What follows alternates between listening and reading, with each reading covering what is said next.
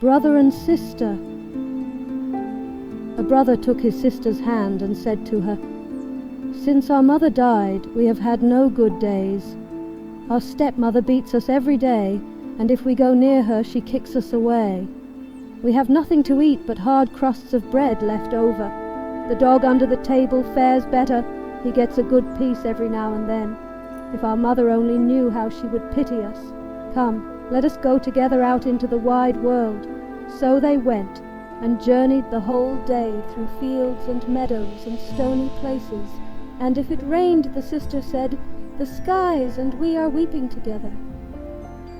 In the evening they came to a great wood, and they were so weary with hunger and their long journey that they climbed up into a high tree and fell asleep.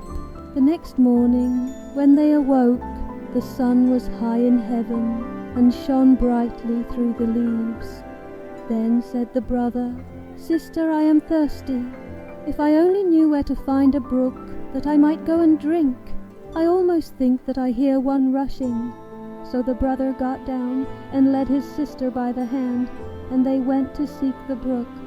But their wicked stepmother was a witch, and had known quite well that the two children had run away, and had sneaked after them, as only witches can, and had laid a spell on all the brooks in the forest.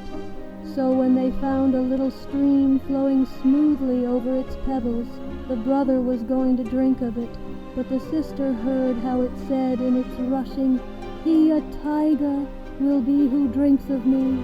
Who drinks of me a tiger will be." Then the sister cried, "Pray, dear brother, do not drink, or you will become a wild beast and will tear me in pieces."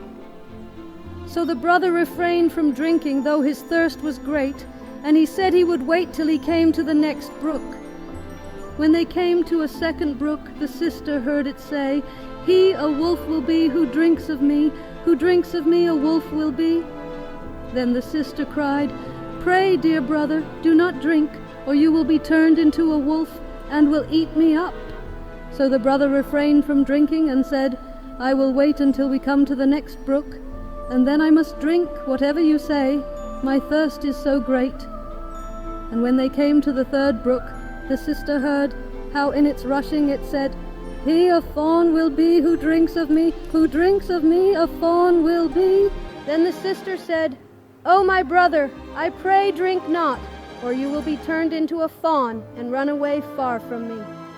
But he had already kneeled by the side of the brook and stooped and drunk of the water, and as the first drops passed his lips, he became a fawn. And the sister wept over her poor lost brother, and the fawn wept also, and stayed sadly beside her.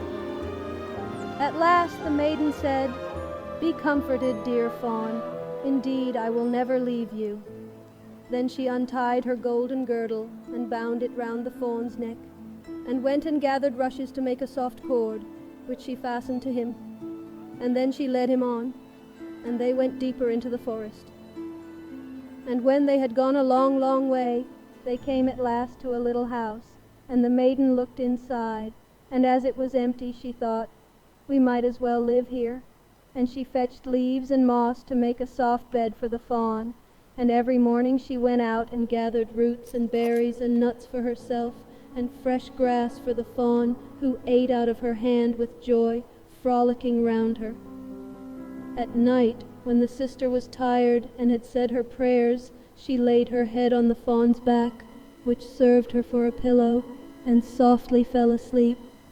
And if only the brother could have got back his own shape again, it would have been a charming life. So they lived a long while in the wilderness alone. Now it happened that the king of that country held a great hunt in the forest. The blowing of the horns, the barking of the dogs, and the lusty shouts of the huntsmen sounded through the wood, and the fawn heard them, and was eager to be among them. "Oh," said he to his sister, "do let me go to the hunt. I cannot stay behind any longer," and begged so long that at last she consented.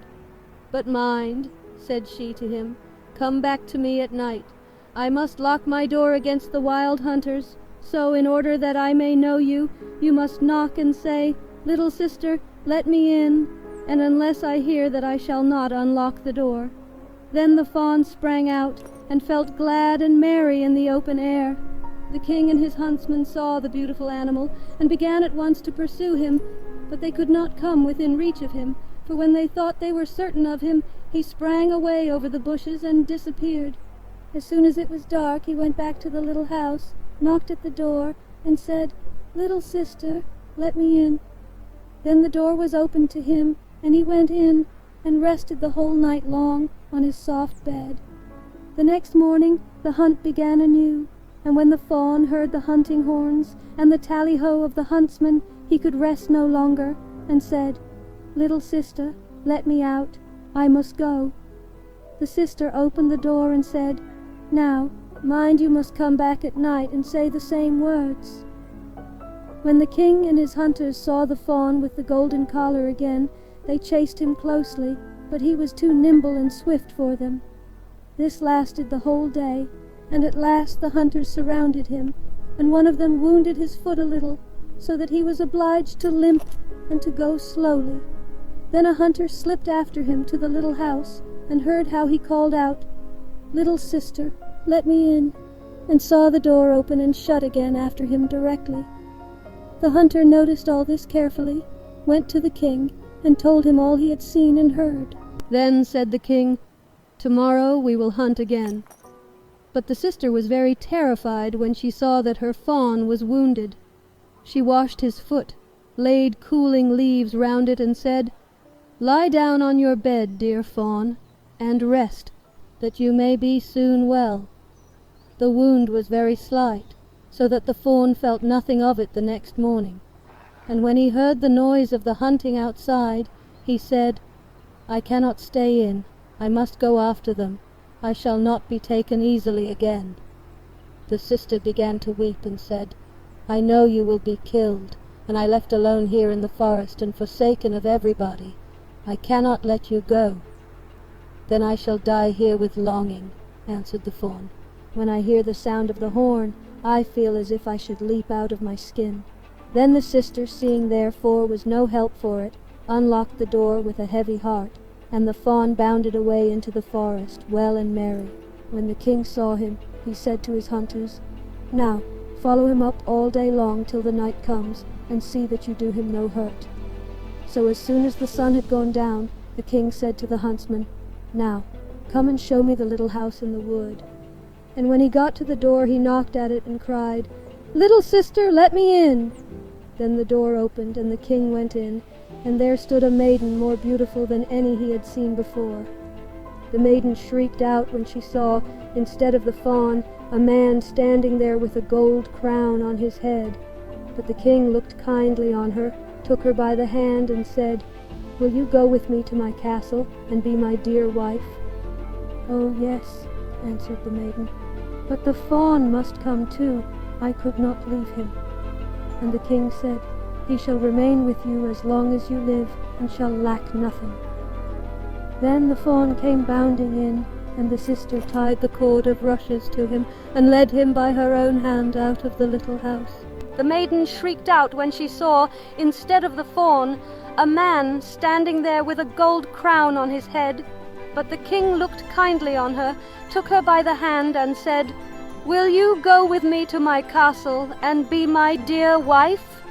"Oh, yes," answered the maiden, "but the fawn must come too. I could not leave him." And the king said, "He shall remain with you as long as you live, and shall lack nothing." Then the fawn came bounding in, and the sister tied the cord of rushes to him, and led him by her own hand out of the little house. The king put the beautiful maiden on his horse, and carried her to his castle, where the wedding was held with great pomp. So she became Lady Queen, and they lived together happily for a long while. The fawn was well tended and cherished, and he gambolled about the castle garden. Now the wicked stepmother, whose fault it was that the children were driven out into the world, never dreamed but that the sister had been eaten up by wild beasts in the forest, and that the brother, in the likeness of a fawn, had been slain by the hunters. But when she heard that they were so happy, and that things had gone so well with them, jealousy and envy arose in her heart, and left her no peace, and her chief thought was how to bring misfortune upon them. Her own daughter, who was as ugly as sin, and had only one eye, complained to her and said, "I never had the chance of being a queen." "Never mind," said the old woman to satisfy her. "When the time comes, I shall be at hand." After a while, the queen brought a beautiful baby boy into the world, and that day the king was out hunting. The old witch took the shape of the bedchamber woman and went into the room where the queen lay, and said to her, "Come, the bath is ready. It will give you refreshment and new strength. Quick, or it will be cold." Her daughter was within call, so they carried the sick queen into the bathroom and left her there. And in the bathroom they had made a great fire, so as to suffocate the beautiful young queen. When that was managed, the old woman took her daughter, put a cap on her, and laid her in the bed in the queen's place, gave her also the queen's form and countenance, only she could not restore the lost eye. So, in order that the king might not remark it, she had to lie on the side where there was no eye. In the evening, when the king came home and heard that a little son was born to him, he rejoiced with all his heart, and was going at once to his dear wife's bedside to see how she did. Then the old woman cried hastily, "For your life, do not draw back the curtains to let in the light upon her. She must be kept quiet." So the king went away, and never knew that a false queen was lying in the bed. When that was managed, the old woman took her daughter, put a cap on her, and laid her in the bed in the queen's place, gave her also the queen's form and countenance, only she could not restore the lost eye. So, in order that the king might not remark it, she had to lie on the side where there was no eye. In the evening, when the king came home and heard that a little son was born to him, he rejoiced with all his heart, and was going at once to his dear wife's bedside to see how she did. Then the old woman cried hastily, "For your life, do not draw back the curtains to let in the light upon her. She must be kept quiet." So the king went away, and never knew that a false queen was lying in the bed. Now, when it was midnight and everyone was asleep, the nurse, who was sitting by the cradle in the nursery and watching there alone, saw the door open and the true queen come in. She took the child out of the cradle, laid it in her bosom, and fed it. Then she shook out its little pillow, put the child back again, and covered it with the coverlet. She did not forget the fawn either. She went to him where he lay in the corner, and stroked his back tenderly. Then she went in perfect silence out at the door, and the nurse next morning asked the watchman if anyone had entered the castle during the night, but they said they had seen no one. And the queen came many nights, and never said a word. The nurse saw her always, but she did not dare speak of it to anyone. After some time had gone by in this manner, the queen seemed to find voice, and said one night, "My child, my fawn, twice more I come to see. Twice more I come, and then the end must be." The nurse said nothing, but as soon as the queen had disappeared, she went to the king and told him all. The king said, "Ah, heaven, what do I hear? I will myself watch by the child tomorrow night." So at evening he went into the nursery, and at midnight the queen appeared and said, "My child, my fawn, once more I come to see. Once more I come, and then the end must be." And she tended the child, as she was accustomed to do, before she vanished. The king dared not speak to her, but he watched again the following night, and heard her say, "My child, my fawn, this once I come to see, this once I come, and now the end must be." Then the king could contain himself no longer, but rushed towards her, saying, "You are no other than my dear wife."